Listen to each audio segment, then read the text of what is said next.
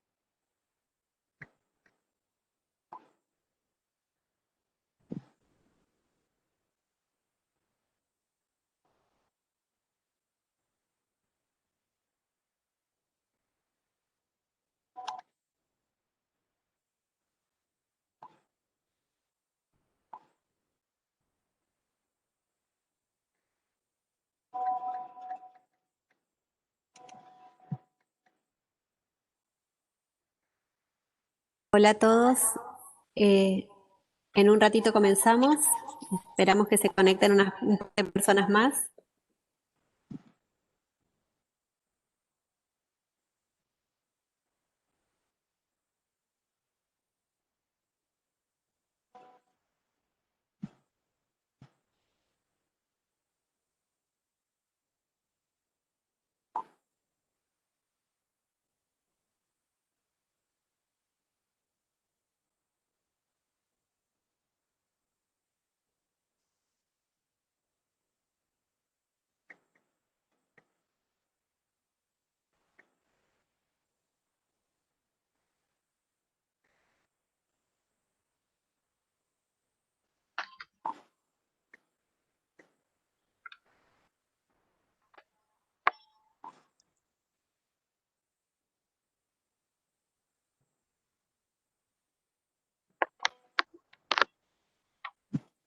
Tengo que pagarle una diferencia de sueldo a las chicas, sobre todo a él y a Antonella. Se los voy a pagar, que la plata ella de la cuenta.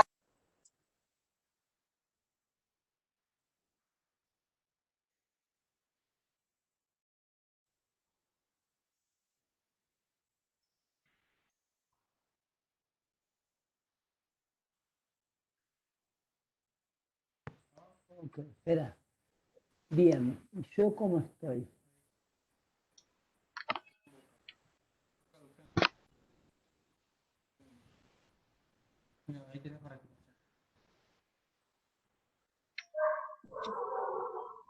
Espera, doctora.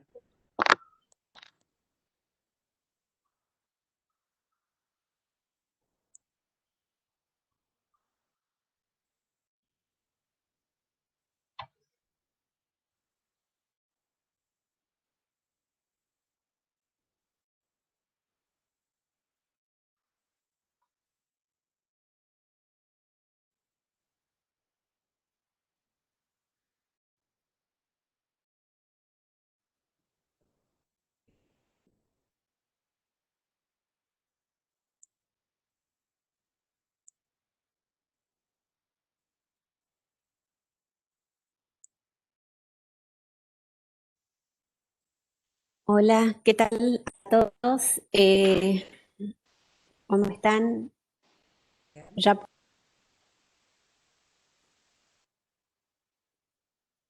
ahí se me desconectó el micrófono. Eh, ¿Me están escuchando? Sí, Sí. bien.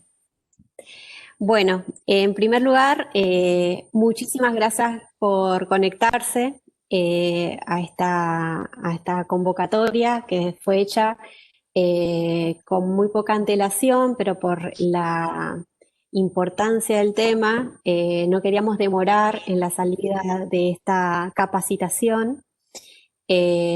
Así que bueno, a pesar de lo escaso del tiempo con el que se hizo la convocatoria, vemos que están conectadas muchas personas y va a quedar como un recurso para consultar esta capacitación para aquellos que no han podido conectarse en este primer encuentro. En primer lugar, me presento. Yo soy Teresa Varela, soy la directora de Vigilancia Epidemiológica y Control de Brotes de la provincia de Buenos Aires. y voy a brindar esta charla junto con Carolina Pamparana, que es miembro del equipo de la dirección que se aboca particularmente a la vigilancia de dengue y de las otras arbovirosis que son de importancia para la salud pública. Este mini curso que le estamos ofreciendo tiene 2 encuentros. Este primer encuentro tiene como, sobre todo, está orientado a que conozcan cuál es la situación epidemiológica de la provincia, cómo pueden consultar en qué situación epidemiológica nos encontramos, porque eso influye mucho en la sospecha clínica, cómo esa situación epidemiológica modifica el flujograma de diagnóstico y la sospecha en los diferentes escenarios de transmisión y más en el actual contexto de COVID. Y bueno, y además cómo se adecúan los procesos diagnósticos en este contexto y también cómo se notifica dengue en el Sistema Nacional de Vigilancia, que ahora ha adquirido como es la BD de turno el COVID y su notificación en el CISA, porque bueno, alimenta todos los análisis de información que están disponibles públicamente y que se mencionan en los diferentes canales, pero bueno, es un sistema que está para todos los eventos de notificación obligatoria y para dengue tiene sus particularidades que queremos señalarla porque esos son elementos que también conducen al segundo encuentro que vamos a tener la semana que viene, que se trata de cómo vigilar y cómo atender los casos de dengue que presentan signos de alarma y que evolucionan a dengue grave, y cómo se realiza el manejo clínico del paciente de dengue en su fase crítica, a partir de disparadores, de situaciones que hemos tenido en el transcurso de este año para contextualizar la situación de la provincia y lo que podemos llegar a encontrar, aún no siendo una provincia altamente endémica en dengue. Así que bueno, como para comenzar, le doy la palabra a Carolina, que comienza presentando la situación epidemiológica y las particularidades de dengue y COVID en este contexto. Y después continúo yo con la notificación y con el flujograma de diagnóstico, de sospecha y de diagnóstico por laboratorio de dengue y COVID en esta temporada.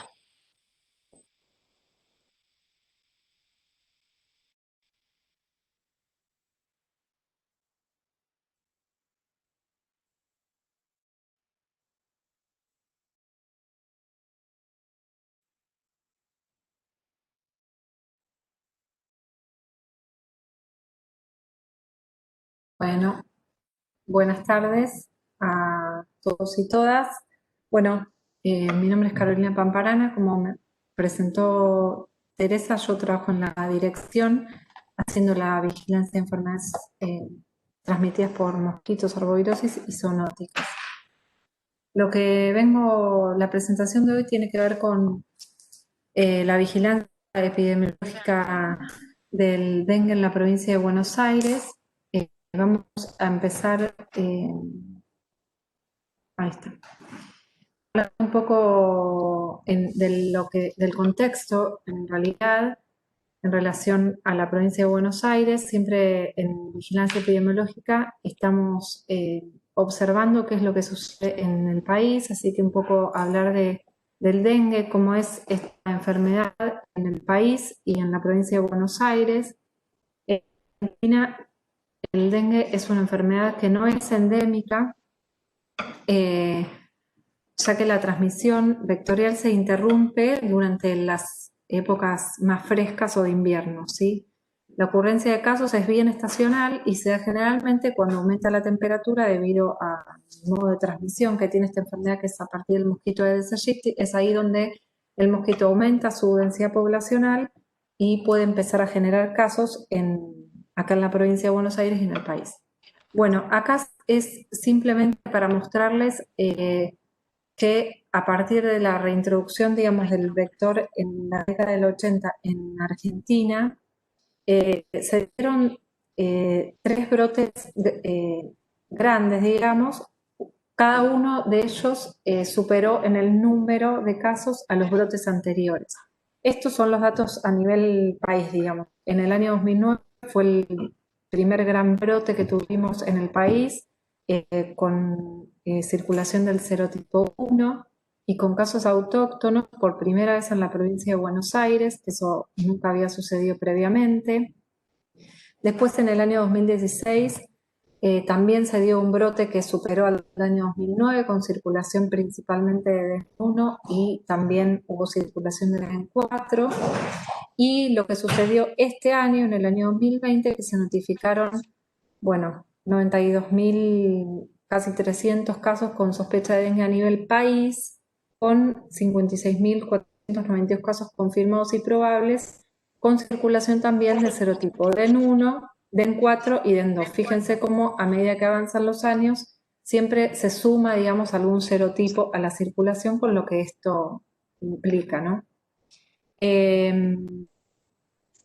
Quiero aclarar que esto que presentamos acá, que son los brotes que sucedieron, eso no quiere decir que el resto de los años no haya circulación de dengue. Simplemente la vigilancia de esta enfermedad se hace durante todo el año, puesto que tiene mayor importancia en las épocas de calor, y todos los años hay brotes en la provincia de Buenos Aires y en el país, pero estos son los que superaron ampliamente lo esperado. Bueno, acá ya para hablar específicamente de lo que sucedió en la provincia de Buenos Aires, la vigilancia de dengue también se hace desde el año 2006, tenemos registros de casos de la enfermedad acá en la provincia de Buenos Aires. Fíjense que en el año 2006, 2007 hubo 264 casos, pero en este caso eran todos casos importados, o sea, de viajeros, personas que llegan a nuestra provincia en periodo de epidemia, y eso hace que puedan contagiar a otras personas si no tienen, digamos, el aislamiento o la atención clínica adecuada. La detección de los casos principalmente. Acá que están en años pares, digamos, porque la enfermedad, al ser estacional, tomamos las últimas semanas de un año y las primeras del otro año. Por eso hablamos de temporadas, ¿sí?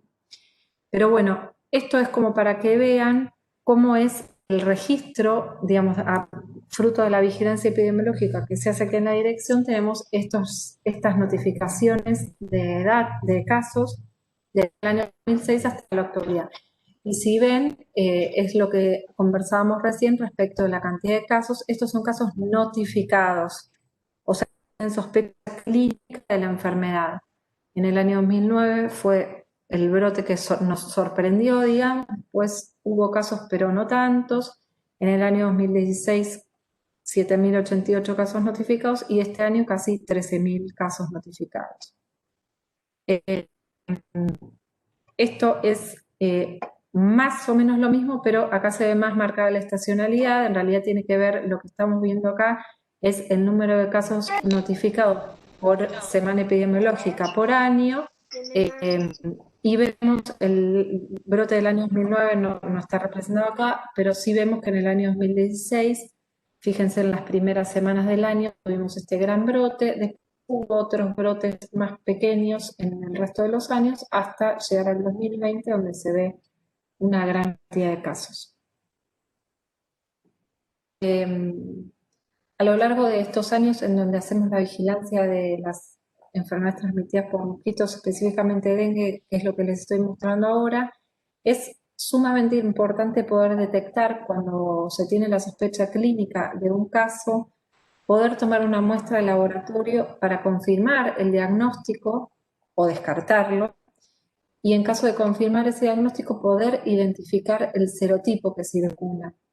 Fíjense cómo a lo largo de los años, la realidad es que circuló principalmente el serotipo DEN1 en casi todos los años, pero hubo brotes de otros serotipos.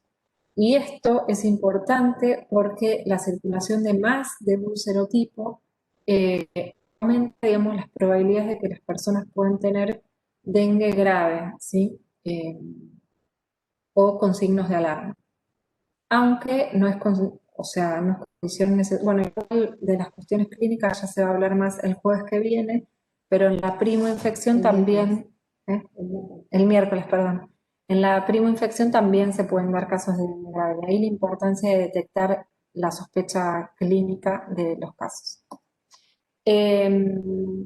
Bueno, esto es específicamente lo que pasó este año, ¿sí? Vemos cómo en las primeras semanas de este año empezaron a aumentar los casos. Nosotros tuvimos una alerta por parte del OPS que alertaba a la región de las Américas que ya había existido, que venía aumentando el número de casos en la región de las Américas, o sea que esto era un poco de esperar que suceda.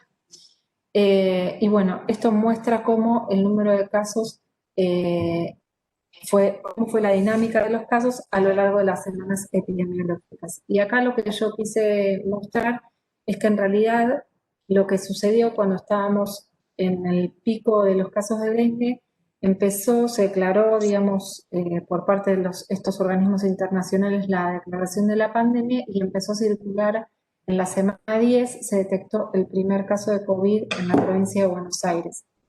Es lo que estoy tratando o queriendo mostrar acá, que, digamos, a partir de ahí se empezó a vigilar ambas patologías, tanto COVID como dengue.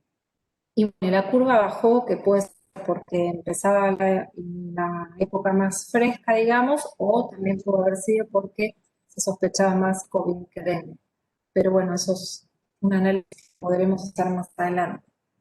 En relación a cómo es la distribución de los casos en la provincia de Buenos Aires, sacamos las tasas de incidencia para evaluar esto y vemos que las regiones sanitarias que tienen tasas más altas son la región sexta, la séptima y la 12, que superan la tasa de incidencia de la provincia de Buenos Aires, aunque también la 11, la quinta, bueno, ahí tienen todas las regiones representadas con sus tasas de incidencia.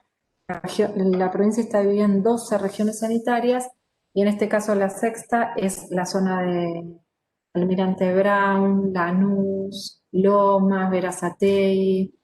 Bueno, son casi todas las del conurbano. La séptima es Merlo, Morón, Moreno, 3 de Febrero. La 12 es La Matanza. La 11 es la región de La Plata, Bransen. Bueno, casi todos son en relación a las zonas del AMBA, digamos.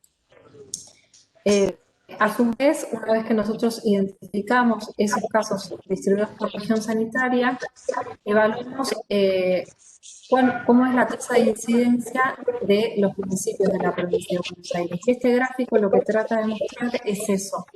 Los municipios que tienen tasa de incidencia, bueno, mayor a 10 cada 100.000 habitantes, y se puede ver que el 78% de los casos notificados están concentrados en 16 municipios. ¿Esto para qué nos sirve desde la epidemiología? Nos sirve para poder dirigir acciones y poder evaluar cuáles son las áreas que debemos priorizar a la hora de hacer acciones, capacitaciones, bueno, todo lo que tenga que ver con la prevención de esta enfermedad. Esto es como para que vean que nosotros también cuando comienza la temporada lo que hacemos es empezar a mapear esos casos en un programa, digamos, para poder ver dónde están distribuidos geográficamente los casos. Esto es cómo terminó esta temporada. Fíjense, la zona que conversábamos recién es la que mayor cantidad de casos tiene. Aunque si ustedes ven los puntos grises que se ven en algunos municipios, son casos también, pero esos casos seguramente tienen que tener antecedente de viaje, sobre todo los que están en el sur de la provincia, debido a que para que se den los casos de dengue tiene que haber circulación viral, por supuesto susceptibles, el vector transmisor. Sabemos que en el sur de la provincia de Buenos Aires, si existiera vector, no es abundante como en la zona norte de la provincia. Entonces, esos puntos son muy importantes y es donde tenemos que solicitar a los efectores locales que realicen investigaciones epidemiológicas para averiguar si esos casos tienen o no antecedente de viaje. Esto es ampliada el área del conurbano. Otro análisis que hacemos desde la dirección tiene que ver con esto que conversamos recién, el antecedente de viaje. En general, en la provincia de Buenos Aires, todos los brotes, hasta ahora por lo menos, se inician con personas que vienen o de países limítrofes o de otras provincias en periodo de epidemia, y eso hace que se empiecen a generar brotes dentro de la provincia. Esto significa que un virémico es picado por un mosquito, ese mosquito pica a una persona que no salió de la provincia de Buenos Aires, esa persona se enferma y ahí comienzan a darse, pueden dar otros casos si no se realizan las acciones en tiempo y forma. Finalmente, lo que sucede es que empezamos a tener muchos viajeros y después pocos casos sin antecedente de viaje, y esa relación, cuando suceden sobre todo estos brotes tan grandes, se empieza a invertir. Y terminamos la temporada este año con, fíjense, casi, 11.377 casos que no tienen antecedente de viaje y solo 761 casos que sí viajaron. Esto también pudo haber tenido que ver en el contexto de COVID, que se limitó un poco la salida del país, etc. Pero en principio, por considerar la importancia de preguntarle a un paciente si tiene o no antecedente de viaje, dónde vive, en qué lugares estuvo, eso a los fines del análisis epidemiológico es sumamente importante. Y una vez que podemos identificar cuántos viajaron y cuántos no viajaron, el análisis que hacemos es pensar los posibles lugares de contagio de esos casos notificados de dengue, ¿sí? Entonces, en ese caso, los efectores de salud, si el paciente refiere a haber viajado, lo ideal es preguntar a dónde viajó, como para saber también de dónde viene ese paciente, cuál es el serotipo que circula en ese lugar de origen, y poder realizar las acciones. Fíjense que este año la mayoría de las personas venían de Paraguay o de distintas provincias de la Argentina, aunque también hay de Bolivia, Brasil, Colombia. Bueno, eso está registrado en el Sistema Nacional de Vigilancia y es información que relevan los efectores de salud.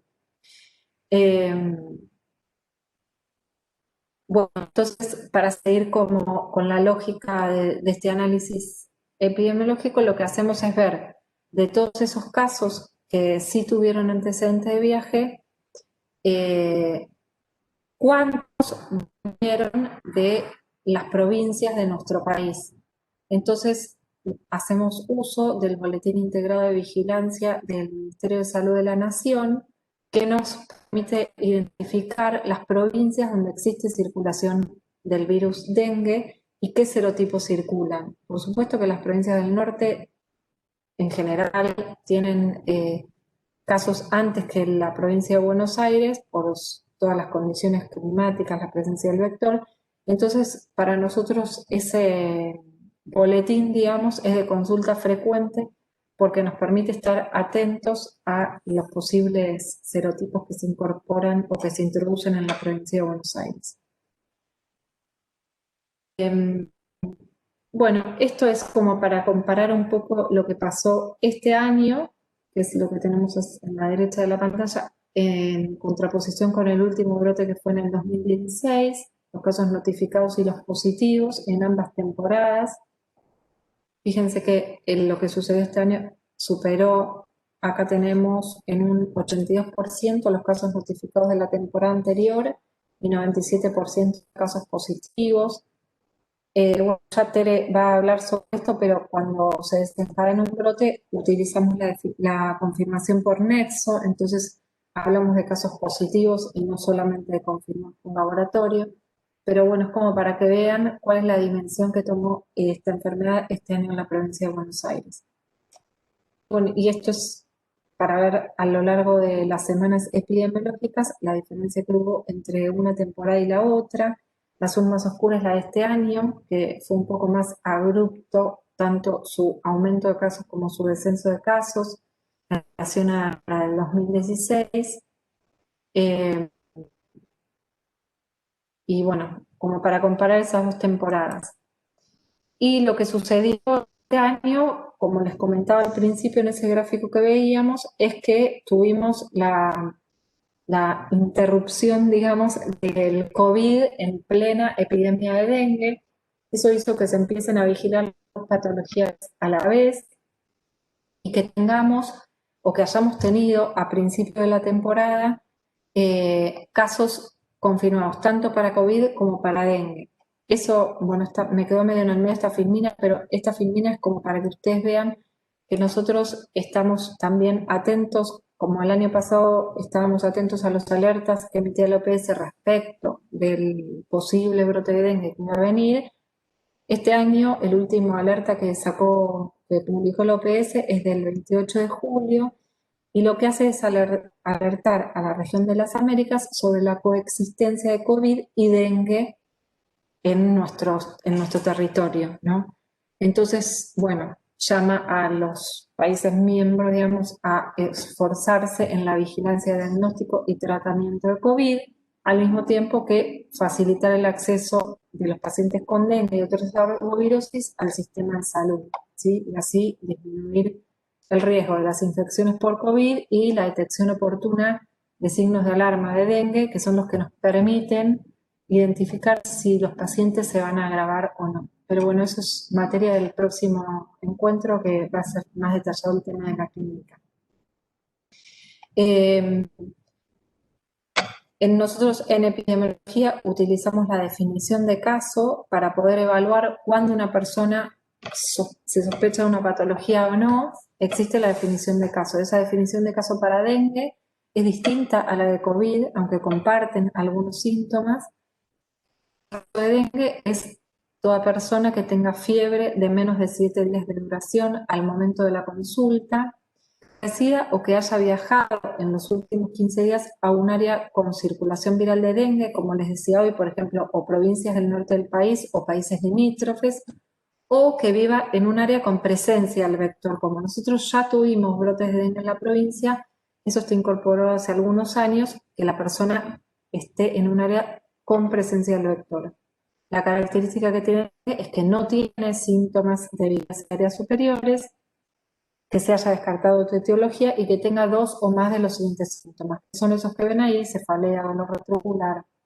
Pero acá lo que quiero resaltar como una muy generalidad es que el dengue no tiene afectación de vías aéreas superiores, y en el caso de COVID, la definición de caso que tenemos hasta hoy son personas que tengan temperatura de 37 o más, tos o dinofagia, que son síntomas de vías aéreas superiores, y se suma dificultad respiratoria, cefalea, mialgias, diarrea, vómitos, sin otra etiología que explique la presentación clínica.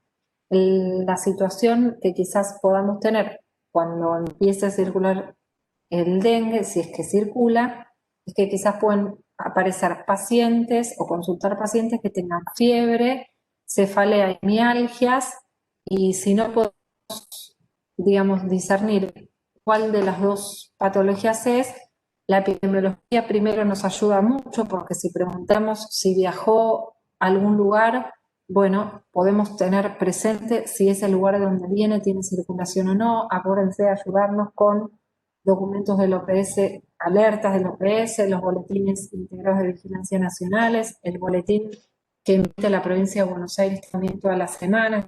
Todas esas son herramientas que quizás nos pueden ayudar a poder identificar o ayudarnos a identificar con la epidemiología del paciente si es más una patología que otra.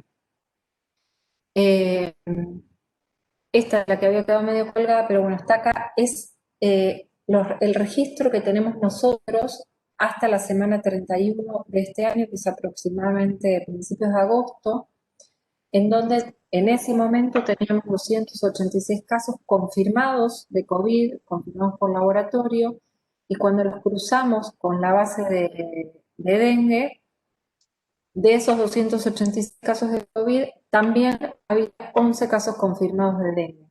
El número es bajito, sucedió cuando los casos de dengue ya estaban terminando, pero este escenario se puede repetir a la inversa, digamos, ahora que empieza el calor y puede haber mayor circulación o puede iniciar, perdón, la circulación del virus dengue. Entonces, bueno, tener en cuenta eso, que seguramente se van a solapar ambas patologías y es importante la vigilancia de ambas. Le doy paso a Tere, que sigue con el flujograma de vigilancia de estas dos patologías. Gracias.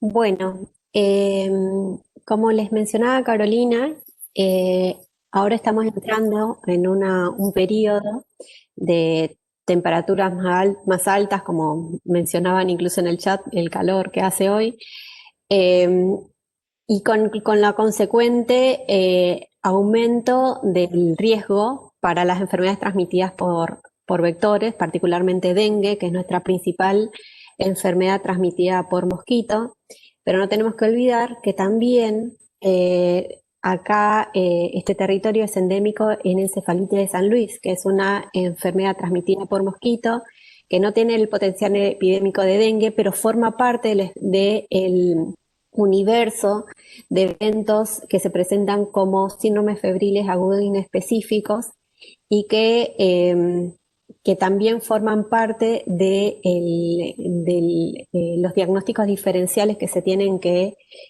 incluir a la hora de la atención de un paciente. Acá lo que le detallamos anteriormente, en la diapositiva anterior, estaba la propuesta de Nación, que todavía no está difundida oficialmente, pero que a la brevedad va a ser distribuida a todos los efectores de salud, porque en realidad, particularmente para las provincias del norte que ya empiezan su periodo de mayor riesgo de circulación, necesitan estas especificaciones de qué hacer cuando estamos ante cuadros clínicos que simulan tanto un caso de dengue u otros arbovirus y de COVID, cómo orientar la sospecha clínica y el diagnóstico por laboratorio. Entonces, como estamos ya acostumbrados, particularmente COVID nos forzó a ese entrenamiento, a que la situación epidemiológica es una situación dinámica, no hay algoritmos estáticos para el abordaje de estas patologías que tienen un claro comportamiento estacional. Actualmente no tenemos circulación de dengue y tenemos circulación de SARS-CoV.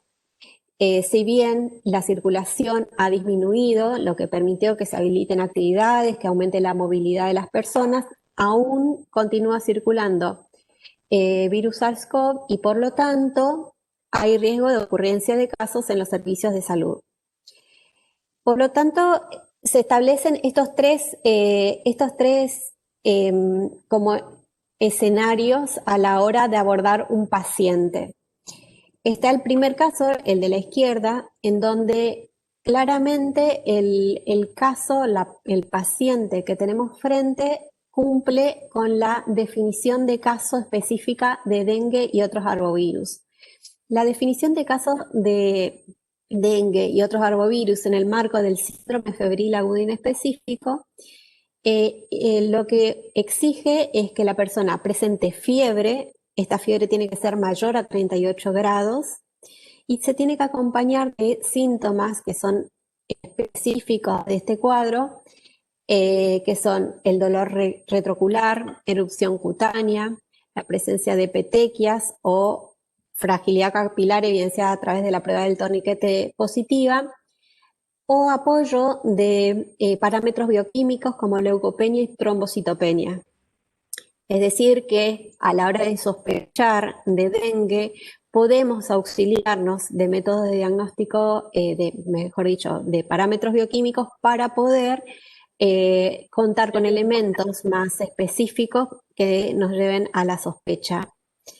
Cuando es así, cuando reúne esta serie de criterios, podemos orientarnos más fuertemente a la sospecha de dengue y por lo tanto hacer la notificación correspondiente, porque cada sospecha de dengue desencadena una serie de acciones de prevención y de control en el entorno de particularmente de residencia del caso, pero también en todos aquellos sitios donde hay riesgo de transmisión, si se confirmara, y la toma de muestra para el estudio de diagnóstico por laboratorio. Esa toma de muestra consiste en una muestra de sangre y que dependiendo de los días de evolución se utilizan diferentes métodos diagnósticos. Cuando se trata de una muestra temprana, una muestra de 0 a 4 días desde el inicio de la fiebre, que es el parámetro temporal que consideramos para decir cuánto tiempo de evolución tiene este paciente, entre los 0 a 4 días se utilizan métodos directos como la PCR o el diagnóstico por NS1. A partir de los 5 días en adelante, se puede combinar el diagnóstico por NS1 o métodos de serología como la detección de IgM para apoyar el diagnóstico de dengue. Y el único problema es que cuanto más tardía es la muestra, es necesario recurrir a una segunda muestra de laboratorio para corroborar el diagnóstico, porque cuando identificamos anticuerpos de dengue, por ejemplo, a través de la detección de anticuerpos IgM, necesitamos verificar si esos anticuerpos son recientes a través de la seroconversión con una prueba de neutralización. Y es ahí donde muchas veces no podemos o nos dificulta una adecuada clasificación de los casos. Es uno de los desafíos que tiene dengue, que muchas veces con una sola muestra de laboratorio no podemos concluir en el diagnóstico. Es por eso que cuando estamos frente a un caso sospechoso de dengue, no solo hay que mencionarles que van a ir a su casa a hacer el control de foco que corresponde por la sospecha clínica que se desencadena, sino que también puede ser citado a ser tomado una segunda muestra. Porque, como les decía, muchas veces, sobre todo cuando lo captamos en una etapa avanzada, luego de los 5 días de evolución desde la fiebre, se necesita, la única forma de verificar el diagnóstico es midiendo la seroconversión de anticuerpos y a través de una segunda muestra de suero. Después tenemos el otro escenario. En el otro extremo, a la derecha, se encuentran los casos característicos de COVID, que son aquellos que tienen anosmia y digeusia, que independientemente de si esa anosmia y digeusia se encuentra acompañada de fiebre, de cefalea u otros síntomas inespecíficos, la sola presencia de esos síntomas característicos de COVID ya definen la clasificación como caso confirmado por criterio clínico epidemiológico para COVID en ese escenario. Independientemente de que se encuentre acompañado de otros síntomas, la sola presencia de esos, tanto de la anosmia como de la digeusia, ya definen el caso como COVID, que es algo para tener presente porque si bien no es el síntoma más frecuente, en los periodos de mayor incidencia de casos alcanzó en algunos territorios al 30%, que no es un dato menor a la hora de orientar y desencadenar las acciones de control o de prevención que tienen que ocurrir ante la identificación de cada uno de estos casos. Pero si no tuviera esos síntomas característicos, si no tuviera anosmia y digeusia, pero tiene, por ejemplo, fiebre, esta fiebre puede ser menor a 38 grados, tos, odinofagia, dificultad respiratoria, síntomas que son característicamente del sistema respiratorio, o bien si se trata de una persona que tiene el antecedente cierto de un contacto estrecho con un caso de COVID y tiene alguno de estos síntomas característicos del sistema respiratorio, alto o bajo, en el caso de la dificultad respiratoria, nos orienta a la sospecha de COVID particularmente. Cuando es así, se notifica como un caso sospechoso de COVID, se estudia por laboratorio si corresponde. Recordemos que si es un caso en donde la anosmia y la digeusia está presente, esa sola presencia de esos síntomas ya nos permiten confirmar por criterio clínico epidemiológico, no requiere el estudio por laboratorio, o bien si tiene dos o más síntomas y un contacto estrecho, también es un criterio de confirmación por criterio clínico epidemiológico y no necesariamente tiene que pasar por laboratorio para confirmar esa sospecha. Ahora, esos son los extremos, en donde está clara la orientación hacia la sospecha de dengue o hacia la sospecha de COVID. Pero tenemos un escenario intermedio, que está acá señalado en rojo, donde tenemos los síntomas inespecíficos de ambas enfermedades presentes, que son la presencia de fiebre, que si bien COVID se caracteriza, por lo menos en sus cuadros leves, por una fiebre no muy alta, podemos tener situaciones en donde la fiebre sea mayor o igual a 38 grados y se acompañe de uno o más de los siguientes síntomas. Cefalea. Cefalea es un síntoma característico tanto de dengue como de COVID. Mialgias, que también es un síntoma que está presente en ambos cuadros. Anorexia o náuseas, vómitos o diarrea.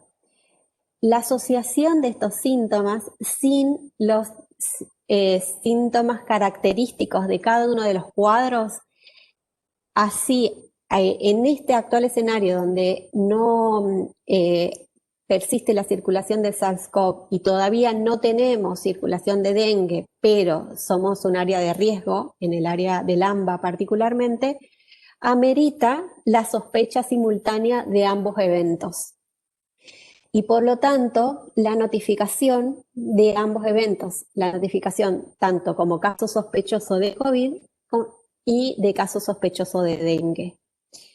Y asociada a la sospecha está el estudio por laboratorio. El estudio por laboratorio para dengue es la muestra de suero y para COVID es el hisopado nasofaringeo. Ahora, también puede suceder que tomando ambas muestras de laboratorio orientadas a cada una de estas sospechas diagnósticas resulte negativo. En cualquiera de las situaciones, si por la evolución clínica del paciente persiste la sospecha, se puede volver a tomar una segunda muestra para verificar el diagnóstico, pero no tenemos que olvidar que hay otros cuadros que también son causantes de síndromes febriles agudos inespecíficos y que también se incrementan en esta temporada, que son clásicamente y sobre todo en los estadios iniciales de hantavirus, leptospirosis, también por eso les mencionaba la encefalitis de San Luis, que es, si bien es un cuadro que se caracteriza, tiene un componente encefalítico, en algunos casos también se puede presentar como un síndrome febril agudo inespecífico. Y en el caso del área más rural o de trabajadores del ámbito rural, no tenemos que olvidar la fiebre hemorrágica argentina. Por eso, tenemos este escenario donde hay la mayor parte de los casos que vamos a atender van a ser casos leves y muchos de estos casos van a tener síntomas inespecíficos. Es por esto que, como les mencionaba, y por eso empezamos presentando la situación epidemiológica, el contexto epidemiológico es determinante. Indagar en la labor que realiza esa persona, dónde se desenvuelve, si es en un ámbito rural, si es en un ámbito urbano, si viajó en los últimos 15 días, que es el periodo de incubación máximo para dengue, desde que se expone hasta que comienzan los síntomas. Si en el caso, para agregar a la anamnesis, si tuvo contacto estrecho con un caso confirmado de COVID, son elementos que se tienen que incorporar a la anamnesis para enriquecer la sospecha diagnóstica. Porque en estos cuadros la sola presencia de estos síntomas clínicos no van a ser suficientemente orientadores. Se van a apoyar en el diagnóstico por laboratorio, pero se tiene que indagar aún más en la anamnesis para poder afinar un poco más la sospecha diagnóstica, que va a ser difícil en este contexto. ¿Sí? Ahora, como les decía, la vigilancia de dengue se enmarca y de las otras arbovirosis se enmarca dentro del síndrome febril agudo inespecífico. Las arbovirosis que particularmente dengue, que es la arbovirosis más importante que tenemos hasta el momento por la magnitud, por la historia, por la extensión que tiene la distribución de la enfermedad, es la más importante, pero las condiciones edades para que se puedan presentar otras arbovirosis como Zika o chikungunya que también están circulando en la región. Estas arbovirosis tienen en común que todas se presentan característicamente como brotes, o sea, tienen un altísimo potencial epidémico y inicialmente tienen una clínica muy inespecífica. Tienen fiebre y tienen mialgias, cefaleas, y en este momento donde la clínica aún es inespecífica, es el momento donde se desencadenan, y es más oportuno para que sea efectivo, las acciones de prevención y control. Por eso es que el personal de salud tiene que estar muy sensibilizado ante la ocurrencia de estos casos sospechosos, porque es el momento ideal para poder implementar las acciones y lograr un adecuado control del brote. La vigilancia del síndrome febril agudo inespecífico no solo incluye enfermedades transmitidas por mosquitos, sino las que les mencionaba, que son hantavirus, leptospirosis, paludismo y también fiebre hemorrágica argentina en el área rural.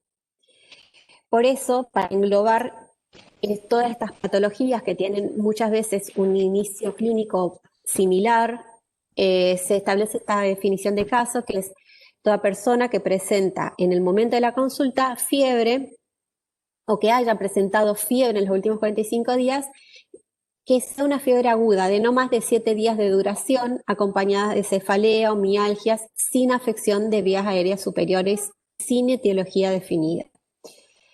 Esta es la definición de caso para englobar todos los cuadros inespecíficos de cada una de estas patologías, pero cada una de estas patologías a su vez también tienen cuadros específicos que no, ante la identificación de cuadros específicos con una clínica patognomónica característica, se puede orientar el diagnóstico hacia ese agente en particular, sin pasar por toda el árbol diagnóstico en el que a veces volcamos a los pacientes cuando la clínica es inespecífica.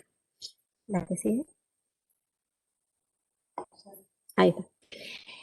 Entonces, como para mostrarle, nosotros lo que hacemos es, a partir de lo que se registra en el SNBS, actualizamos la situación epidemiológica, que a su vez es la que utilizamos para actualizar el proceso de diagnóstico que se tiene que sostener a partir de si identificamos que se inicia la circulación viral en el territorio, implementamos la confirmación por nexo cuando ya hay evidencia de circulación viral en un determinado territorio, y vamos ampliando el área donde se aplica la confirmación por nexo a medida que se van registrando los casos en nuevas áreas.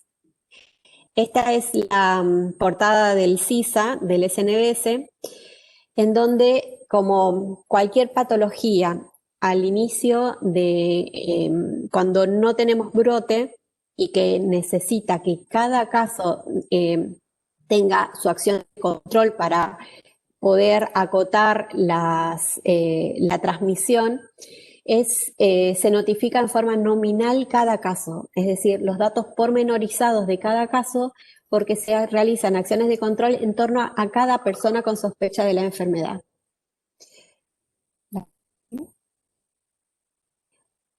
Cuando se abre la ficha de cada caso, como ya conocerán, hay un primer componente que es la verificación de los datos personales. En la solapa de datos personales, acá tenemos en cuenta dos elementos muy relevantes.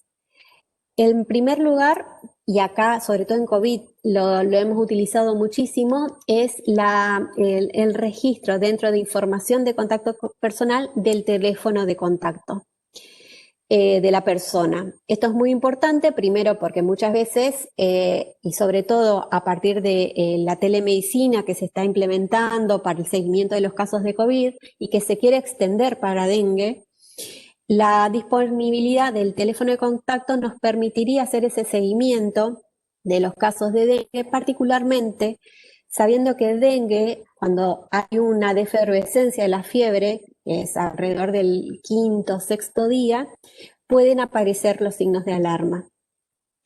Si se establece este seguimiento para los casos de dengue confirmados en la provincia y si se suma el seguimiento telefónico de estos casos, es sumamente importante contar con este contacto para poder hacer el llamado en el momento en donde característicamente puede empezar a agravarse estas personas. Y por otro lado tenemos el domicilio. Los datos personales que trae el SISA cuando iniciamos la carga de una ficha traen por defecto el domicilio legal de cada persona, pero sabemos que el domicilio legal no es necesariamente el domicilio real de esa persona. Y en dengue es sumamente importante dejar registro del domicilio real, dónde está esa persona en este momento. Por más que esté de visita hace una semana, por más que sea una persona en tránsito, ¿dónde existe riesgo de transmisión de dengue a partir de ese caso? Porque es ahí donde se tienen que hacer las acciones de control vectorial, porque si esta persona se encuentra en su fase virémica, el riesgo de transmisión al entorno a través de los mosquitos va a ocurrir en ese lugar donde permanece esa persona y por lo tanto es ahí donde necesitamos hacer las acciones de control de foco. Por eso es muy importante que en la información del domicilio del paciente se registre el domicilio real de la persona, donde se encuentra habitualmente. En la que sigue, ahí está. La que sigue es la solapa de evento, que es una solapa también ya conocida, donde se registra qué evento se sospecha, qué hospital, desde qué hospital se está registrando, la clasificación del caso, y ahí también se puede poner en observaciones cualquier otro dato que no tenga un campo apropiado para su registro. Supongamos que es una persona que ya tuvo dengue anteriormente, que ya tiene algún antecedente de riesgo o cualquier otra información que resulte relevante. Particularmente acá lo que solemos observar es si tiene un antecedente de dengue anteriormente o alguna otra información, porque la mayoría de las variables que son relevantes para dengue tienen su campo específico para su registro. Después, en la que sigue, en esta solapa queríamos hacer hincapié. La solapa clínica muchas veces se pasa por alto, no es una solapa obligatoria, ninguno de los campos que hay acá son obligatorios, pueden permanecer vacíos y aún así se puede concretar la notificación del caso. Para los fines de la interpretación de la situación de dengue, todos los campos resultan relevantes. Acá simplemente resaltamos aquellos que nosotros miramos porque es lo que nos permite evaluar en qué circunstancia estamos e interpretar cada una de las situaciones, que de hecho las miramos periódicamente y las publicamos. En primer lugar, la fecha de inicio de síntomas. La fecha de inicio de síntomas nos dice muchas cosas, que en este caso en dengue es particularmente cuando se inició la fiebre, la fecha de inicio de síntomas. Nos dice, primero, si el caso que está registrándose es un caso reciente o es un caso antiguo y estamos viendo una situación pasada. Siempre se dice que para que las acciones de control sean oportunas, adecuadas, tiene que ser hecha dentro de las 48 horas de la ocurrencia del caso, porque pasado con un máximo de hasta 5 días. Porque pasado ese periodo, la oportunidad que tenemos de mitigar y de limitar la transmisión a partir de ese caso es más acotada. Ya estamos yendo tarde a implementar las acciones de control. Pero por otro lado también es muy importante a la hora del proceso diagnóstico del paciente, porque como les dije anteriormente, cuando estamos ante la muestra de un paciente que tiene de 0 a 4 días de evolución, se aplican métodos directos de diagnóstico, particularmente PCR o NS1, y después del día 5 en adelante se utilizan métodos serológicos y en algunos casos también se continúa utilizando NS1 hasta el día 8. Por eso, la fecha de inicio de síntomas tiene implicancias no solo para orientar las acciones de control y evaluar si son oportunas o no, y también tiene implicancias a la hora del diagnóstico.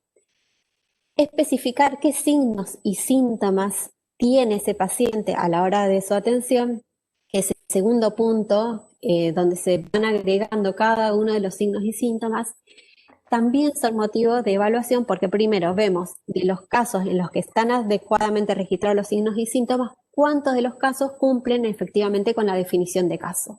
Porque a veces nos encontramos con casos que tienen registrado malestar general y sabemos que el malestar general como síntoma aislado no es necesariamente una sospecha de dengue. Y eso, por ejemplo, cuando no tenemos circulación, cuando no se pudo obtener la segunda muestra, es muy relevante para decir, bueno, la clínica es inespecífica, no hay evidencia de circulación, epidemiológicamente podemos decir que este caso no es un caso de dengue, porque no reúne las condiciones.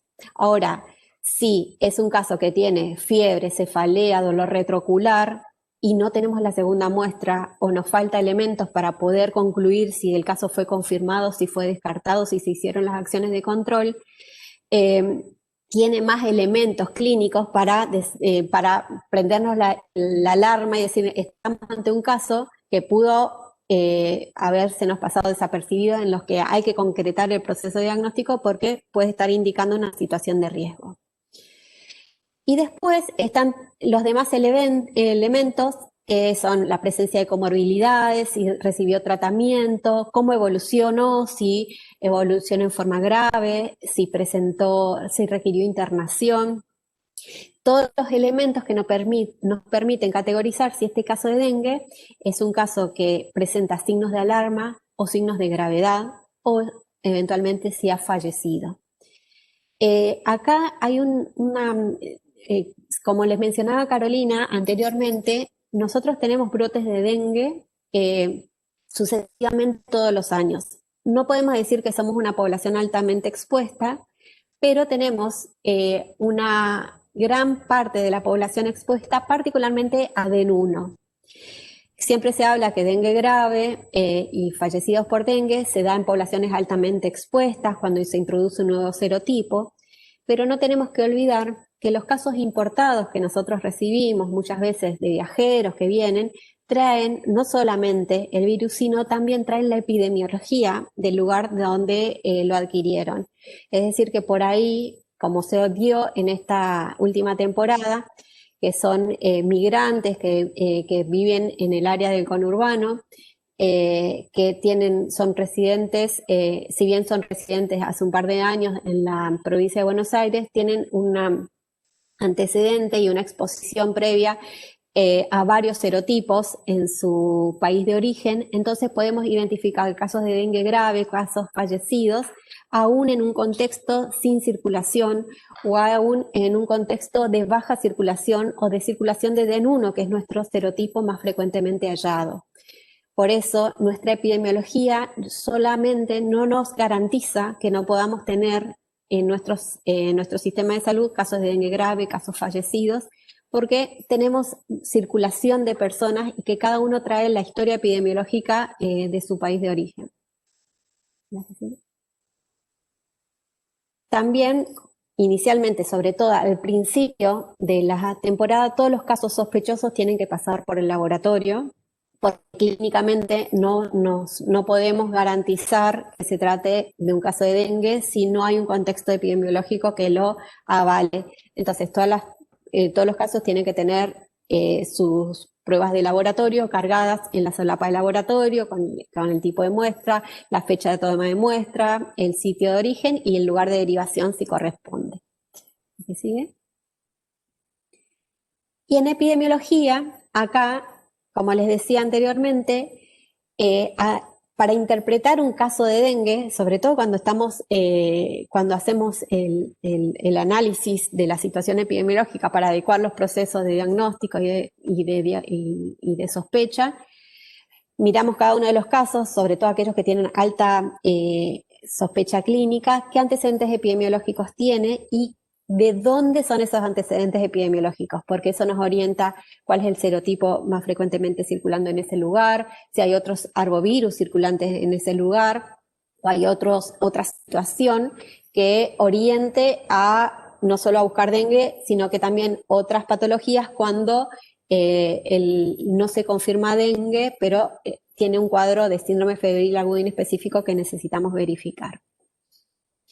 Y por último tenemos la solapa documentos. En la solapa documentos se adjuntan en general las acciones de control realizadas ante la presencia de cada uno de estos casos. Las acciones de control ante un caso de dengue implica ir al domicilio, hacer el bloqueo, la eliminación de mosquitos adultos, que son los a partir de los cuales se puede propagar la infección si el paciente está en su fase de viremia, y si los plazos son acordes, hacer las búsquedas de febriles en el entorno para ver si ya existe una circulación en el área donde vive esa persona que indican que el comienzo de un brote por esta patología. Todas estas acciones se registran en un documento que se adjuntan en esta solapa. Esto lo mencionamos porque muchas veces uno cuando notifica desconoce que hay otros actores que también están interviniendo en la ficha y que sus intervenciones están disponibles para todos los que iniciaron la notificación del caso. ¿La que sigue? Y bueno, y por último, ¿cuál es la ficha de papel para registrar, para hacer la notificación de estos casos? Donde en esta ficha se colocan todos los datos que se recolectan después, son cargados en el sistema online, y que también incluye las preguntas de orientación epidemiológica, como por ejemplo, si viajó, si no viajó, si recibió la vacuna contra la fiebre amarilla, sobre todo si esta aplicación fue reciente, porque interfiere en las técnicas diagnósticas, y la evolución del paciente. Esta ficha tiene dos versiones, una versión que es para el área endémica de fiebre hemorrágica argentina, que incluye la solicitud de plasma de convaleciente, y para los casos que ocurren fuera del área endémica de fiebre hemorrágica argentina. ¿Sí? ¿Esta es la última? Ahí está. Estoy con delay para la presentación. Acá toda la información que se recolecta sistemáticamente a través del Sistema Nacional de Vigilancia se sistematiza y se presenta en el boletín epidemiológico. El boletín epidemiológico tiene esa función principalmente, poner a disposición la información de este evento y otros que adquieren importancia estacional porque implica modificaciones en la sospecha clínica de acuerdo al contexto epidemiológico, y además ahí se difunde cuando hay modificaciones en los criterios de diagnóstico, como por ejemplo el inicio de la confirmación por nexo cuando estamos en un escenario de transmisión activa de virus dengue.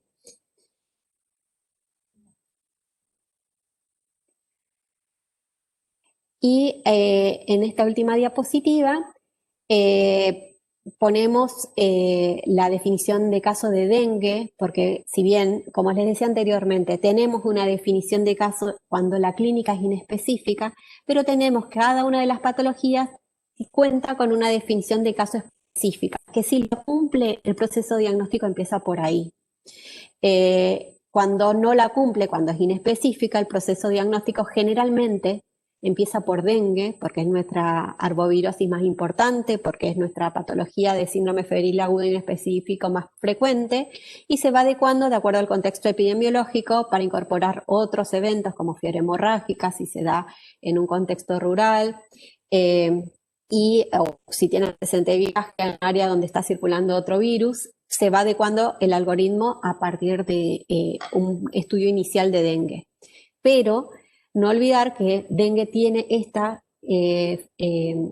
definición de caso específica, donde incluye la fiebre, el antecedente epidemiológico y además síntomas que son característicos como la cefalea, el dolor retroocular, la anorexia, náuseas, y parámetros bioquímicos como la leucopenia y la plaquetopenia, que si tiene 2 o más ya orientan a la definición de caso específica de dengue.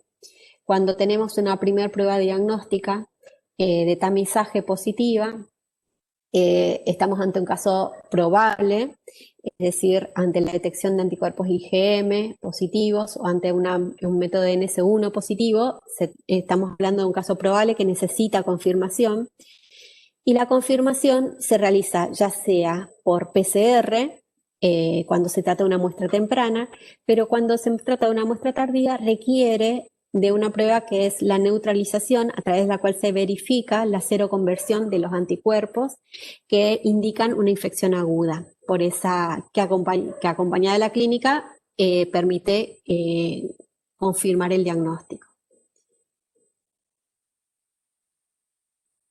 Y después tenemos cuando hablamos de brote. Hablamos de brote cuando empezamos a tener casos en donde al menos uno, partiendo de la célula inicial, si tenemos 2 casos de los cuales uno viajó y el otro no viajó, esto quiere decir que el único sitio donde pudo haber adquirido la infección es en su ámbito de concurrencia habitual, y si está vinculado con ese caso confirmado, podemos decir que existe un brote de dengue en esa área.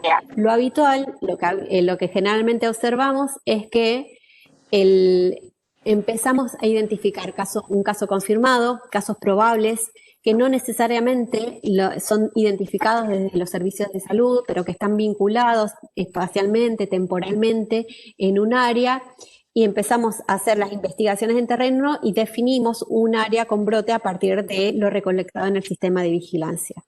Esto, como les decía, tiene mucha relevancia porque implica no solo que intensificar las acciones de control en esa área para reducir el riesgo de transmisión a otras áreas, también modifica el proceso de diagnóstico, porque en ese sitio todos los casos que provengan de esa área pueden comenzar a confirmarse por nexo. No es un tema menor cuando el diagnóstico por laboratorio tiene demoras, y por ahí demora también la toma de conductas. ¿Algo más? Y bueno, y para no olvidar que también tenemos otras arbovirosis que están circulando en la región y que, si bien no se han registrado últimamente en Argentina, tenemos presencia particularmente en Brasil de chikungunya. Chikungunya es una arbovirosis que se caracteriza por una fiebre alta, generalmente es mayor a 38 grados y medio, y que es acompañada de artralgias. Muchas veces estas artralgias son discapacitantes. Y en este contexto donde no tenemos circulación de chikungunya, es muy relevante que eso se acompañe de un antecedente epidemiológico de viaje a áreas de circulación en las últimas 2 semanas. También acá tenemos una definición de caso probable cuando tiene una primera prueba positiva, y confirmado cuando el método utilizado es PCR o neutralización. Y por último, Zika. Zika también se caracteriza por presentar este exantema acompañado de una fiebre que puede no ser muy alta, de la conjuntivitis, también artralgias, mialgias, edema periarticular, y además, como con chikungunya no tenemos circulación de virus Zika, es muy importante contar con este antecedente epidemiológico de viaje o permanencia en un sitio con transmisión de este virus. Y no olvidar que Zika también es de transmisión sexual, por eso también ese antecedente es relevante de haber tenido contacto sexual de riesgo para Zika, es decir, con una persona que haya estado en un área de riesgo o que tenga síntomas de Zika en las 2 semanas previas al inicio de síntomas, o cuando ocurren conglomerados de casos en áreas conglomerados de casos con fiebre y exantema. Esto forma parte de la definición porque así fue como debutó Zika en nuestro país. El primer brote que tuvimos de Zika ocurrió en la provincia de Tucumán a partir de un conjunto de casos con exantema que primero se pensó que era parvovirus, sexta enfermedad, y resultó ser virus Zika. En esa interpretación epidemiológica faltó este componente de que estábamos en plena temporada de expansión del virus Zika en el continente. Había habido antecedentes de viajeros en la zona que no se identificaron a través de los viajeros, sino que ya se identificó el brote cuando ya formó un conglomerado de fiebre exantema en un barrio determinado. Así que estar atentos a estas situaciones, no solo rubiola y sarampión cuando tenemos fiebre exantema, sino que también Zika cuando estamos en temporada de enfermedades transmitidas por mosquitos. Los casos probables, como siempre, prueba de tamizaje positiva y confirmado cuando se apela a métodos de diagnóstico molecular o neutralización.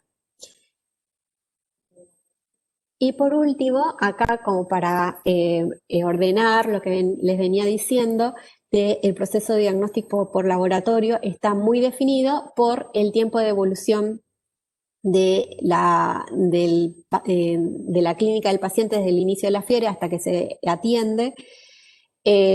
Cuando es una muestra temprana, se aplica NS1 o PCR o aislamiento viral, aunque es un método que no está disponible en nuestra red, sino que es un recurso escaso a lo que tenemos acceso más fácilmente es al diagnóstico por NS1 o PCR. Si la muestra fue obtenida entre los 4 y 6 días, se recurre a una combinación de métodos directos como el NS1 y PCR y métodos serológicos, y cuando se superan los 7 días o más, exclusivamente métodos serológicos. Y acá vemos el anterior, creo que nos pasamos, ¿no? Esta.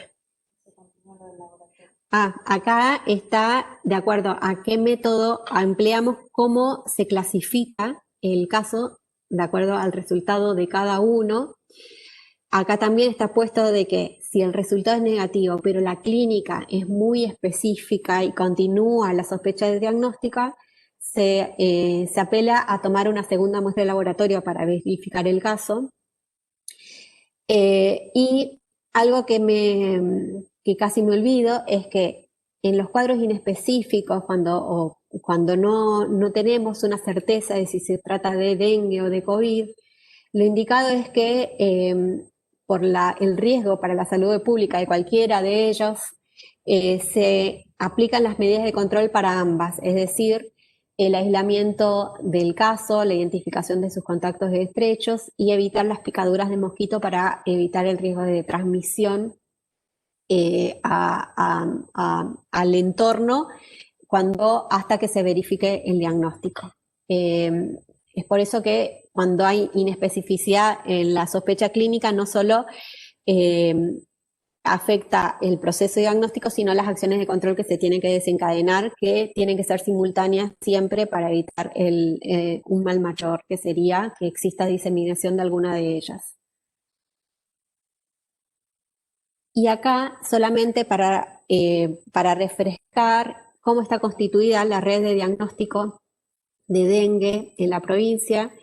La red de diagnóstico de dengue se basa particularmente en la disponibilidad de técnicas diagnósticas por ELISA como son IgM y NS1. En algunos casos, cuando este resultado es positivo, sobre todo cuando se trata de una muestra temprana, se deriva la muestra a un laboratorio de mayor complejidad para el diagnóstico por PCR. Por eso van a ver que la disponibilidad de métodos de diagnóstico molecular es más acotada porque la red de diagnóstico de dengue tiene una enorme ventaja, que es la prueba por antígeno NS1, que permite un diagnóstico rápido, tiene una alta sensibilidad y es un método ELISA que es un método de diagnóstico de más fácil accesibilidad, con menos complejidad que un método molecular. Y también no solamente hay disponibilidad de diagnóstico para dengue, sino también para chikungunya y Zika. que como les decía, esta es la estructura actual y que se ajusta, se incrementa o se adecúa de acuerdo a la situación epidemiológica. Por eso es necesario contar con información adecuada porque define la estructura de respuesta ante el brote y la orientación de diagnóstico de acuerdo a cada uno de los escenarios. Bueno, muchísimas gracias. Creo que hay varias preguntas. A ver.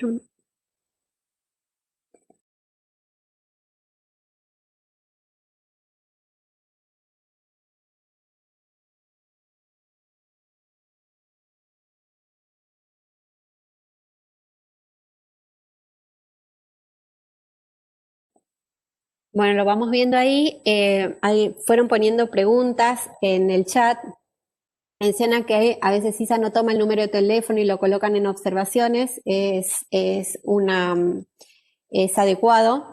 Lo ideal siempre es colocarlo en el campo de teléfono porque en realidad la base de datos a partir del cual se hace el rastreo de las personas obtiene esa información particularmente del campo de teléfono. Por eso es importante que esté en el sitio adecuado. Si no es posible, obviamente se resuelve colocando en observaciones. Hay otra que dice, si tiene fiebre, dolor retrocular, mialgias o cefalea y no tengo leucopenia ni trombocitopenia, ¿dejo de sospechar dengue? No. En realidad, ninguno de estos signos y síntomas están presentes en el 100% de los casos. El único que está presente, o por lo menos de acuerdo a las descripciones más clásicas, es la fiebre, pero ni siquiera la cefalea, las mialgias están en el 100% de los casos. Por eso se requiere que sean 2 o más o 1 o más de estos síntomas para sospechar dengue, ya que ninguno por sí solo garantiza el diagnóstico.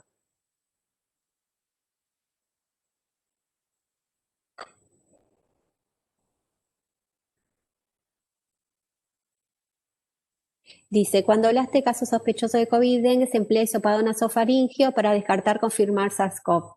¿Estás de acuerdo en seguir utilizando test rápido para el abordaje y diagnóstico rápido en conjunto con PCR cuando corresponde, o sea, un test rápido negativo? Sí.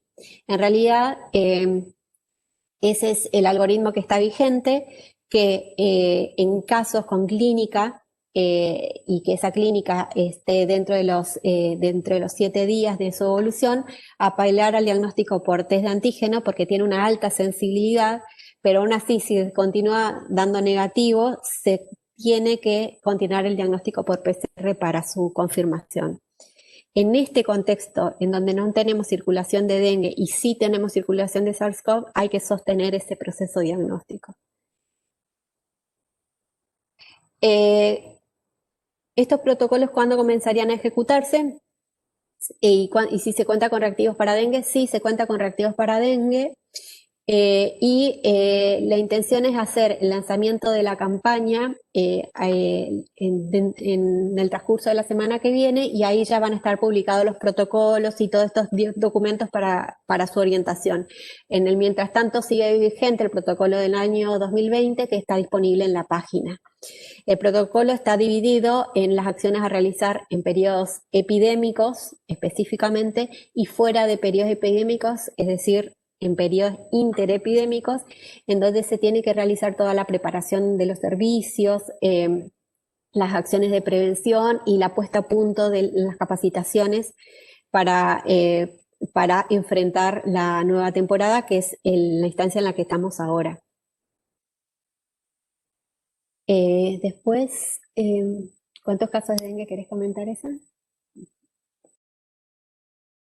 Bueno, la temporada de dengue este año la cerramos en la semana 31, así que a partir de la semana 32, hoy tenemos 175 casos notificados en la base, no hay ningún caso confirmado, hay algunos casos que tienen un diagnóstico con IgM positiva, pero bueno, esos casos nosotros los reclamamos y les ponemos el ojo con mayor intensidad, porque bueno, a pesar de que es un IgM y el IgM puede estar hasta 6 meses, digamos, presente en las muestras de sangre, bueno, no queremos dejar pasar, y es esto que decía Tere, de tratar de pedir otra muestra al paciente para poder mandar ese par serológico al MyStay para que se le haga la neutralización y poder confirmar o no el diagnóstico, saber si quizás la infección es de principio de la temporada o quizás es de ahora. Y para eso la importancia también de toda esta información de la fecha de inicio de síntomas, cuándo se toma la muestra, si se sospecha otra patología. Así que la situación hoy de la provincia de Buenos Aires es esa. Tenemos 175 casos notificados, ninguno confirmado, y estamos ahí atentos a esos casos, 7 casos probables que tenemos, para ver si podemos cerrarlos. Y después tenemos aproximadamente 40 descartados. Esto que decía Tere, o sea, si nosotros vemos que no tiene clínica compatible con dengue y tiene COVID confirmado, bueno, se descarta por diagnóstico diferencial, o quizás tienen una muestra negativa para dengue y se confirmaron para COVID y la clínica no es compatible con dengue, también los descartamos. Bueno, esa es hoy la situación epidemiológica del dengue, pero sale todas las semanas en el boletín epidemiológico de la provincia, así que ahí lo pueden seguir.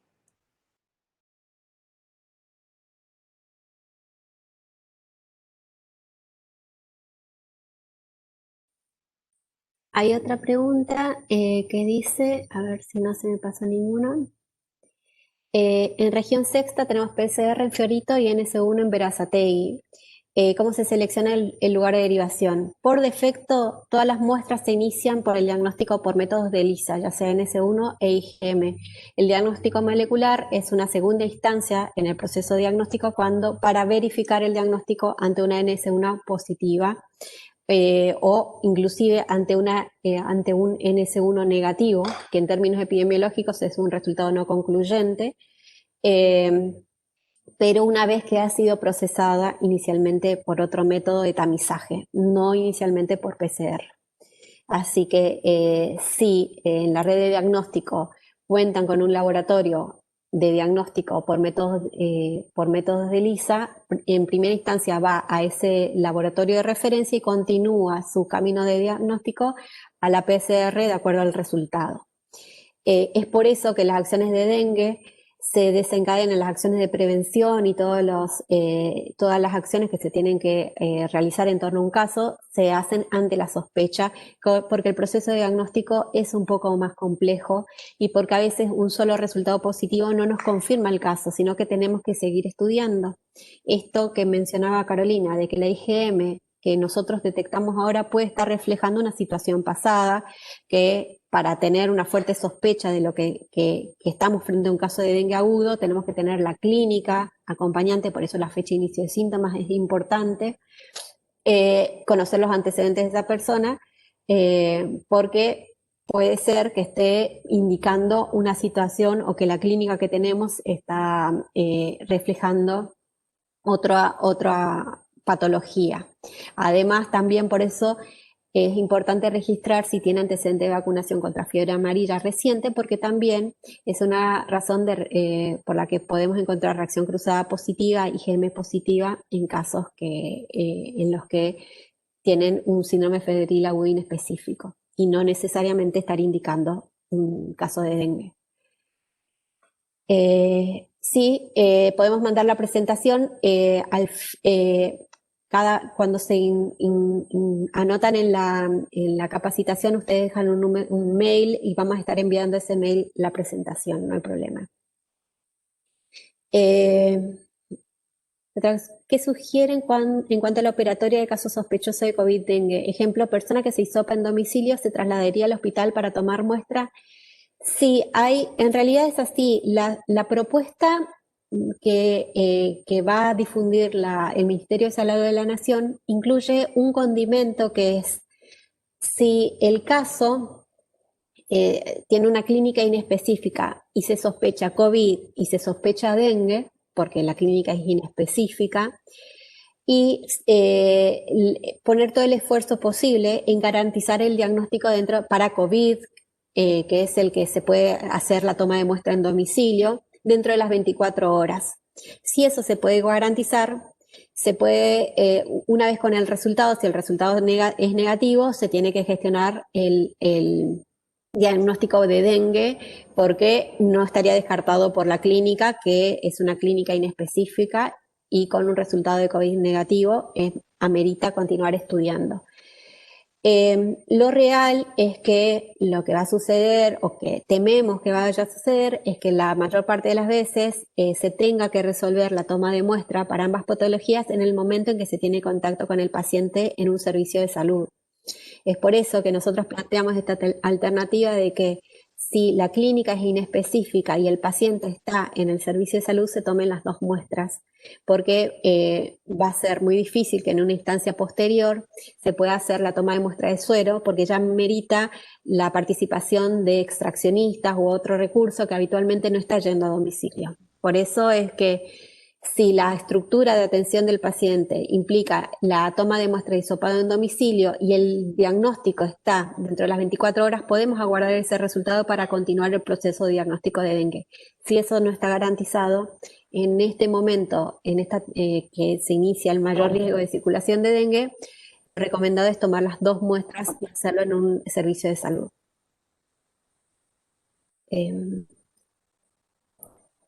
Respecto al laboratorio de referencia de la séptima, figura el Vicente López y Planes y el Posadas. ¿A dónde derivamos? Eso en realidad se define de acuerdo al municipio con la región sanitaria. Vamos a tener reuniones específicas con cada región sanitaria para ordenar esos circuitos, pero característicamente el laboratorio de Vicente López y Planes es el que cuenta con el diagnóstico de ELISA, y el Posadas el diagnóstico molecular. Así que en general ese es el circuito para la mayor parte de los municipios. Primero Vicente López y luego Posadas.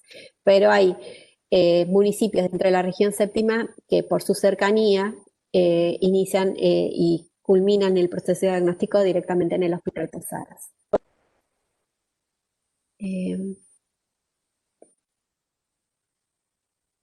¿Cuánto tiempo tiene que pasar entre cada muestra para hacer el par serológico? Si no me acuerdo mal, entre 10 a 15 días. Entre 10, ¿era 10? O sea, siempre me olvido porque tengo tantos días en la cabeza. Lo importante es que no sea más allá de 15 días entre la primera muestra y la segunda muestra, ni tampoco como 5 días. Tiene que pasar entre una muestra y otra entre 10 a 15 días para poder evaluar la curva de los anticuerpos IgG, para ver si hay movimiento, si hay un ascenso que indican una seroconversión y por lo tanto una infección aguda. Esta seroconversión en infecciones secundarias tiene sus particularidades, por eso la prueba de neutralización es realizada exclusivamente en este momento en el Laboratorio de Referencia Nacional de Pergamino, y también se hace la evaluación cruzada de todos los flavivirus, porque todos pueden interferir en esa respuesta inmunológica. Al ser todos parte de una misma familia, dengue, Zika, encefalitis de San Luis, la fiebre amarilla, más si hay una vacunación contra fiebre amarilla, existe una alta reacción cruzada que interfiere en la interpretación de estas pruebas diagnósticas. Por lo tanto, se hace un panel de seroconversión para cada uno de esos virus para identificar en cuál se encuadra el cuadro actual para interpretar ese diagnóstico. Pero para eso tiene que existir esta adecuada ventana entre una muestra y otra para poder observar ese movimiento y recabar adecuadamente estos antecedentes, como por ejemplo la fecha de inicio de síntomas, la fecha de cada una de las tomas de muestra y antecedente de vacunación contra fiebre amarilla. ¿Qué demora están teniendo los resultados de dengue? En general nosotros pedimos que la demora no supere las 72 horas. Porque en general las acciones de control se desencadenan ante la sospecha, y el manejo clínico se tiene que realizar de todas formas. El manejo clínico habitual de dengue es estimular una buena hidratación y el aislamiento de la picadura de los mosquitos y las acciones de control en su domicilio, y alertar que cuando descienda la fiebre al día quinto, eventualmente, conozca los signos de alarma y consulte inmediatamente ante la identificación de cada uno de ellos, y esas orientaciones se pueden dar independientemente del resultado en ese momento. Por eso, todas las acciones y las indicaciones se realizan ante la sospecha y el resultado en general está dentro de las 72 horas.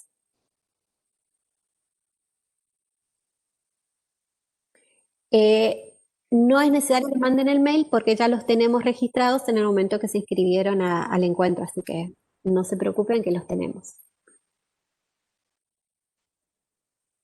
Sí, cuando hay sospecha de COVID y de dengue, los dos eventos se cargan en el CISA, sobre todo si se tomó muestras para los dos eventos, cada uno tiene su ficha, hay que completar las dos fichas porque cada uno tiene que acompañar a su respectiva muestra. No siempre es el mismo establecimiento que procesa la muestra para COVID, que es el que procesa la muestra para dengue. Por eso es que cada uno tiene su ficha y tiene que ser notificado en el SNPS para cada uno de los eventos porque cada uno desencadena diferentes acciones de control y como ustedes saben, cuando se carga un evento dentro del sistema de vigilancia genera una alerta que depende de los referentes de cada uno de los temas, alerta a diferentes equipos.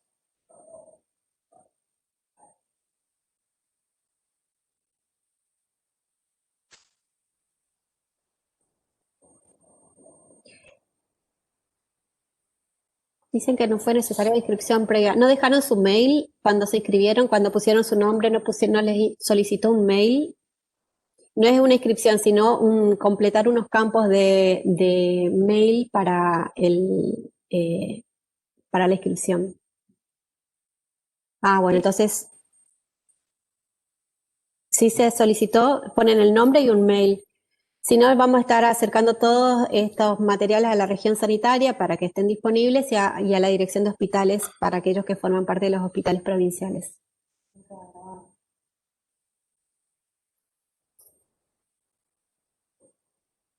Y además queda grabado en la página de YouTube para la consulta.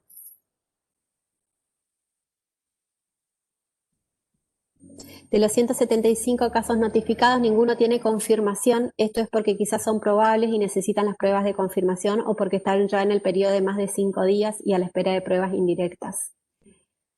Sí, son las dos situaciones. Lo más habitual y que es en general se llama una falla del sistema de vigilancia es que tenemos casos que no tienen la segunda muestra y por lo tanto no se puede concluir el diagnóstico con la información disponible. Muchas veces concluimos el diagnóstico a partir de la triangulación de la situación epidemiológica, de la clínica que presenta, de los antecedentes epidemiológicos. Por eso es tan importante el registro de todos estos campos, porque nos permite concluir cuando no tenemos evidencia fuerte por parte del laboratorio para definir un caso.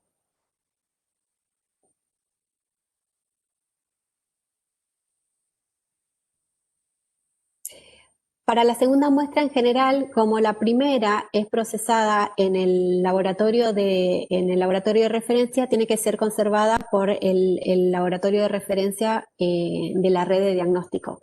Lo conveniente es que esté en un laboratorio de la red de diagnóstico porque en general lo que se hace es esperar la segunda muestra para enviar el par serológico al Laboratorio Nacional de Referencia en un solo acto, digamos. Es por eso que lo adecuado es contactarse con el laboratorio de referencia que corresponde a su red de diagnóstico para estar comunicados y avisarles que está por enviar la segunda muestra de un par serológico para que sea enviado en forma conjunta al laboratorio de referencia.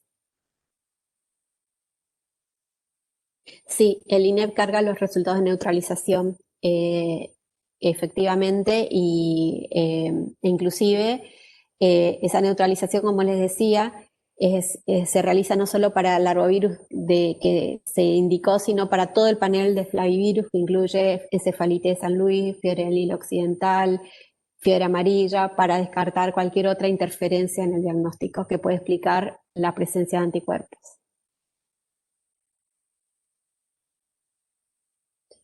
No me fijé si hay alguna pregunta en el YouTube.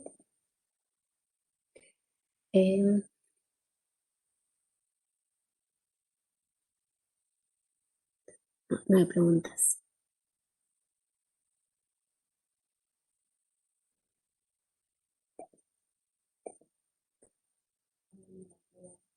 Ah. Sí, los test que se están adquiriendo son para ELISA, para anticuerpos IgM y para NS1. Está en proceso la adquisición para diagnóstico molecular, pero también la red de diagnóstico de dengue en la provincia se sostiene con recursos tanto por los provistos por la provincia como por la Red Nacional de Diagnóstico de Dengue y otros arbovirus. Así que es un abastecimiento conjunto tanto de la red nacional como el recurso provincial. Los 175 casos sospechosos tienen georreferencia. En realidad georreferenciamos los casos a partir de que comienza la circulación viral para orientar las acciones de control. No georreferenciamos todos los casos sospechosos porque sería difícil sostener esa actividad porque el sistema no georreferencia los casos automáticamente. A partir de que empezamos a identificar los confirmados o los positivos por IgM, por ejemplo, lo vamos georreferenciando para identificar clústeres o algún área de riesgo. Sí, hasta el nivel municipio tenemos, no tenemos en el mapa en qué punto cae.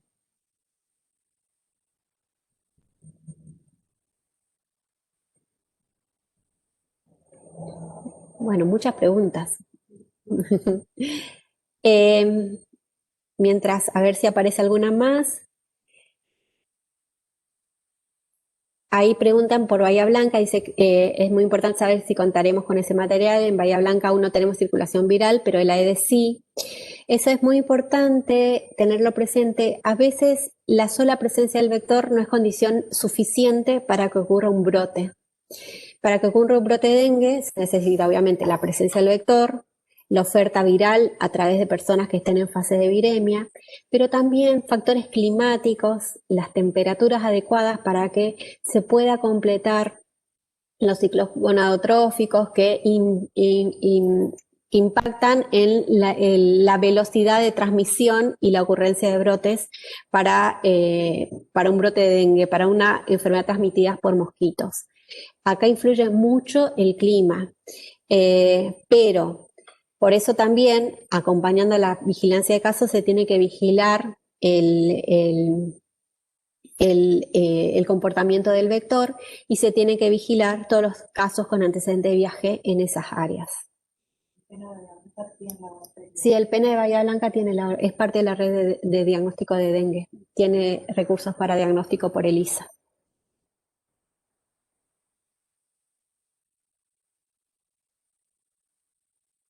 Sí, es así. Hay que identificar, porque como sabemos, estamos con cambios climáticos, es decir, que esta situación que ahora observamos no es la misma que se observó en el 2009, no es la misma que la que se observó en el 2016. De hecho, se va ampliando el área con identificación de casos, los brotes son cada vez más intensos. Así que hay que sostener la vigilancia de las áreas que tuvieron brote y nunca tuvieron brotes de dengue, porque a partir de la evidencia de ocurrencia de casos y de brotes es que uno va readecuando las consideraciones para la vigilancia.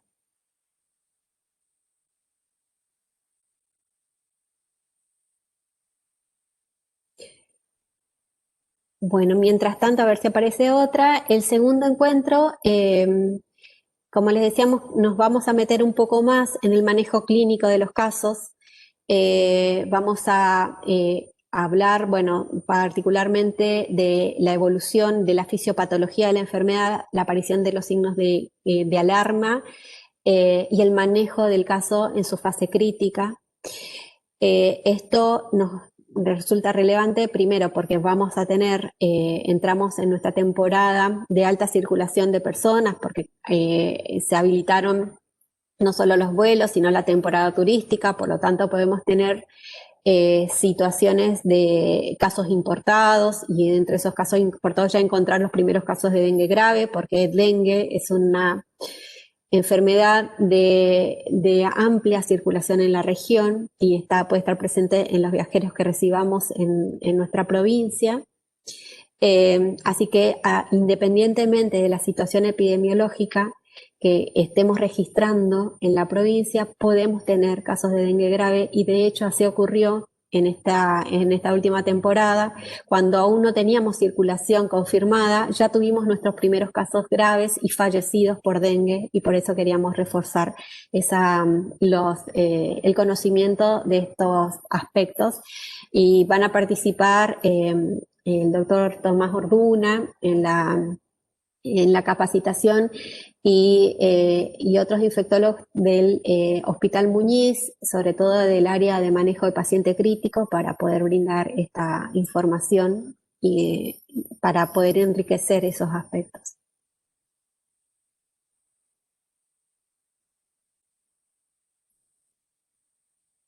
Bueno, creo que no hay más. Bueno, le estaremos acercando la presentación a través de la Dirección de Hospitales y la Dirección de Regiones Sanitarias para que puedan tenerla. Y bueno, y los esperamos para la próxima reunión. Va a ser en estos mismos links, así que guárdenlos. Y bueno, cualquier otra pregunta que haya quedado pendiente, estaremos para responderla en el próximo encuentro en el caso de que surja.